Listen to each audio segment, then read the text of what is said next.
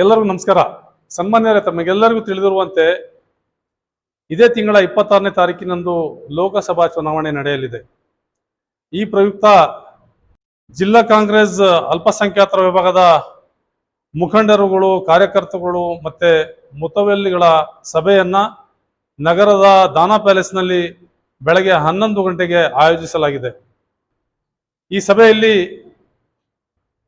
ಗೃಹ ಮತ್ತು ಜಿಲ್ಲಾ ಉಸ್ತುವಾರಿ ಸಚಿವರಾದಂತಹ ಸನ್ಮಾನ್ಯ ಡಾಕ್ಟರ್ ಜಿ ಪರಮೇಶ್ವರ್ ಸಾಹೇಬ್ರವರು, ಅವರ ಜೊತೆಯಲ್ಲಿ ರಾಜ್ಯ ಸರ್ಕಾರದ ವಸತಿ ಮಂತ್ರಿಗಳು ಹಾಗೂ ವಕ್ಫ್ ಮಂತ್ರಿಗಳಾದಂಥ ಸನ್ಮಾನ್ಯ ಬಿಜೆಡ್ ಜಮೀರ್ ಅಹಮದ್ ಖಾನ್ ರವರು ಆಗಮಿಸಲಿದ್ದು, ವಿಧಾನ ಪರಿಷತ್ತಿನ ಸದಸ್ಯರು ಹಾಗೂ ರಾಜ್ಯ ಅಲ್ಪಸಂಖ್ಯಾತರ ವಿಭಾಗದ ಕಾಂಗ್ರೆಸ್ ಅಧ್ಯಕ್ಷರಾದಂತಹ ಅಬ್ದುಲ್ ಜಬ್ಬಾರ್ ಅವರು ಕೂಡ ಆಗಮಿಸಲಿದ್ದಾರೆ.